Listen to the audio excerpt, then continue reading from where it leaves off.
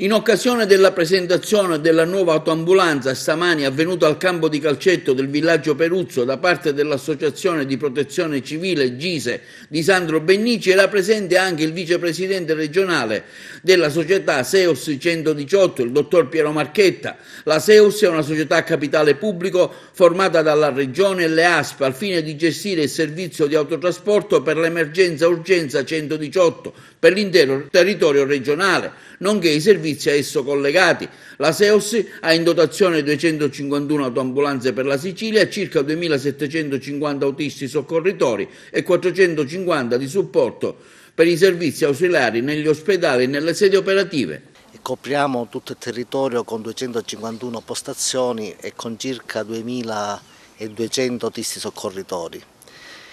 È un sistema che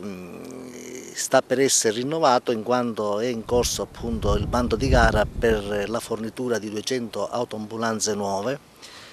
su tutto il territorio nazionale, autoambulanze che sono attualmente nuove, tecnologicamente al passo con l'evoluzione che c'è stato rispetto in materia.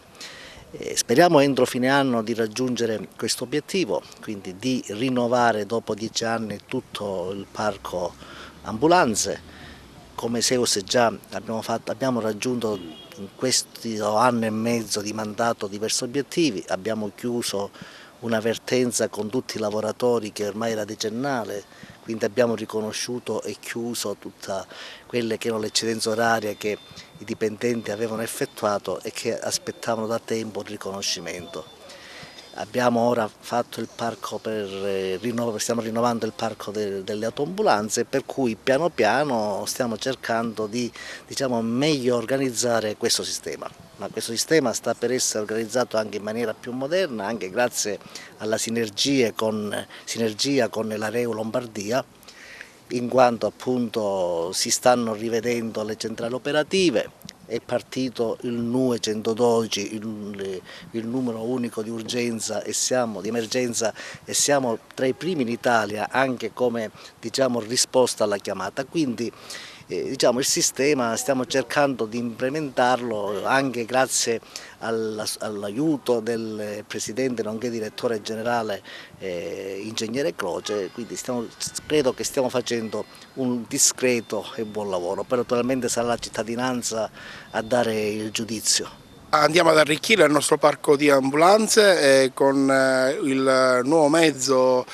targato 2020, si chiama Tango 20, è un mezzo innovativo ricco di nuovi presidi sanitari in grado di poter affrontare le criticità e le emergenze che ci vengono sottoposte dalla centrale operativa del 118. Infatti noi lavoriamo previo accordo di un protocollo d'intesa fatto con l'assessorato alla salute e con la Seos in eccedenza, quindi usciamo quando le ambulanze del 118 in qualche modo sono impegnate nel territorio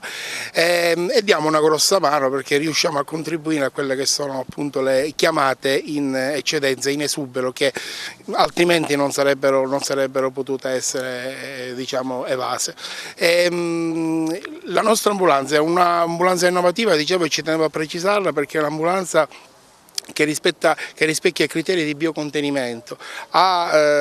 Il suolo dell'ambulanza è ricoperto da microparticelle in biossido di titanio, scusate, che si dissolvono nell'aria con una fonte di calore o addirittura con dei neon particolari che sono stati installati all'interno dell'ambulanza. Quindi riesce in automatico a neutralizzare eventuali agenti patogeni che si possono scatenare, che possono compromettere anche